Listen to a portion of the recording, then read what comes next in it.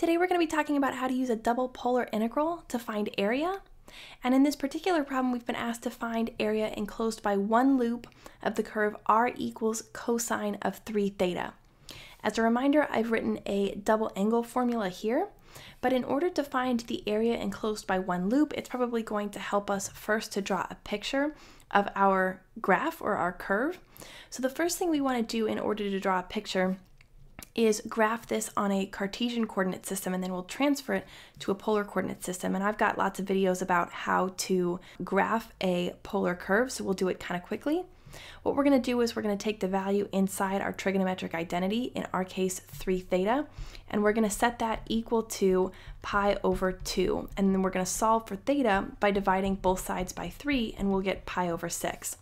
That means we're going to mark off our Cartesian coordinate axes in increments of pi over 6. So we'll say pi over 6, and then here 2 pi over 6, which is the same as pi over 3, and then 3 pi over 6, which is the same as pi over 2, then 4 pi over 6, which is 2 pi over 3, and then 5 pi over 6, and then 6 pi over 6, which of course is just pi, and we could keep going, but we don't need to. And then really we should only ever have to indicate here a 1. So we mark off our axes like that according to what we solved here for theta, and then we can go ahead and sketch this curve on a Cartesian coordinate system. So we'll plug in the intervals that we graphed here along our x-axis. So pi over 6 we plug in here. We get 3 times pi over 6, which is pi over 2, and cosine of pi over 2 we know from our unit circle to be 0. So first we'll plug in 0 here, and we'll plug in 0 for theta. We'll get 3 times 0 is 0. Cosine of 0 we know is 1, so we can plot that point here. Then we'll plug in pi over 6. Pi over 6 times 3 gives us pi over 2. We know from our unit circle that cosine of pi over 2 is 0, so we plot that point. Then we plug in pi over 3. Pi over 3 times 3 just gives us pi.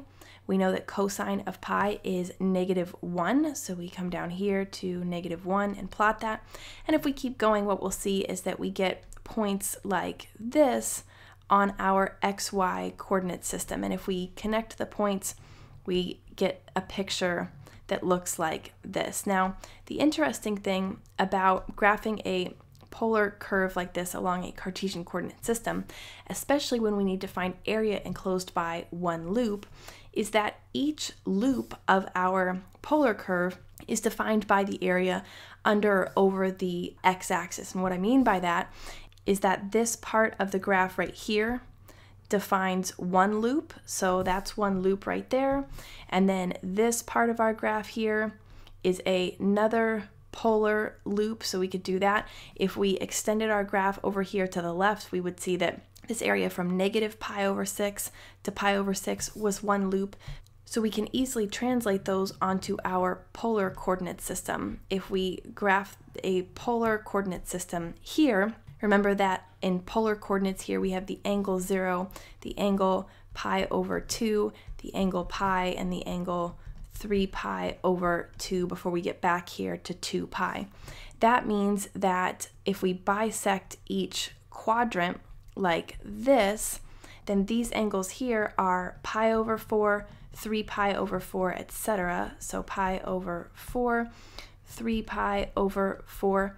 And if we want the angles in our case, pi over 6, 2 pi over 6, 3 pi over 6, that we have here in our intervals, we would need to block those off as well. So if we divide the upper half of this polar graph into thirds, that's probably going to look something roughly like this if we go through the origin here, and then again like this.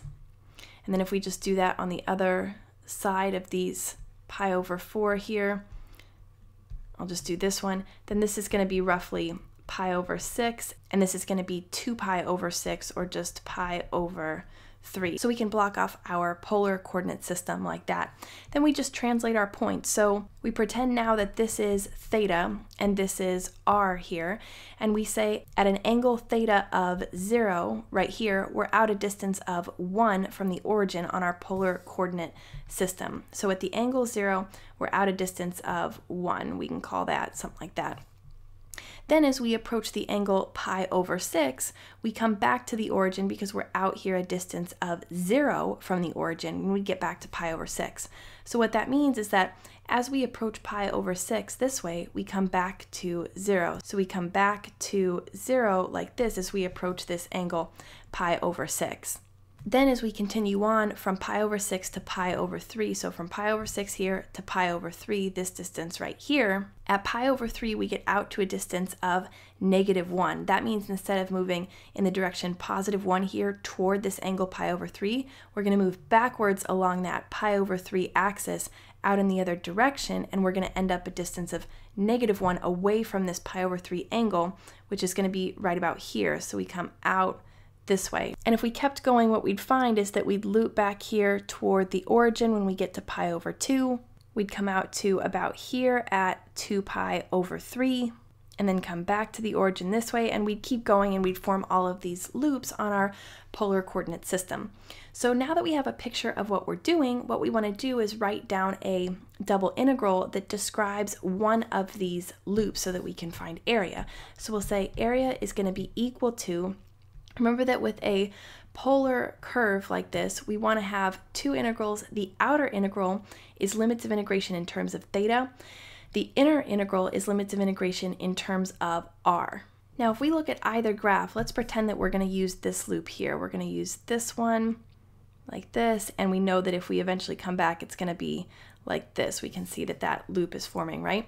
Well, we know that the upper limit of integration of that loop is pi over 6, right? That loop never crosses this pi over 6 line, so the upper limit of integration there for theta is pi over 6. Well, the lower limit of integration, this line here, is negative pi over 6, which we know by looking at the polar graph, or if we remember extended our graph to the left here, we'd come down and this is negative pi over 6 here. This is the loop that we're interested in. So negative pi over 6 we'll call our lower limit of integration. So along the theta axis here, negative pi over 6, this is our limits of integration here for theta. So we have negative pi over 6 to positive pi over 6. Then our limits of integration for r, the lowest value that r can ever attain on a polar coordinate system is just 0. When it's at the origin, you're not out any distance from the origin, so you're at 0. And then the outer limit of integration, the farthest r can ever go, well, if we go at this angle right here, then we hit this point in the loop. If we go at this angle right here, we hit this point in the loop. So the farthest we can go is really defined by this curve itself, cosine of 3 pi. We don't know the value of r other than plugging in our angle here and getting a value for r. That means our upper limit of integration, this distance r, is going to be defined by cosine of 3 theta. And then all we have to do here inside our integral is just put a simple r dr d theta. When you're finding polar area like this, that's all you need is that r dr d theta. So now that we've got our double integral set up, we just need to evaluate it. So we'll see that the area is equal to negative pi over 6 to pi over 6. When we take the integral of r, we'll get 1/2 r squared, and we'll be evaluating that on the interval 0 to cosine of 3 theta and then d theta. Now if we plug in our upper limit of integration, cosine of 3 theta here, we'll get 1/2 times cosine squared of 3 theta, and then I'll subtract whatever I get when I plug in 0, but of course when I plug in 0 I just get 0, so I don't need to really include that. Now at this point our reminder formula comes in because we have cosine squared of this 3 theta value.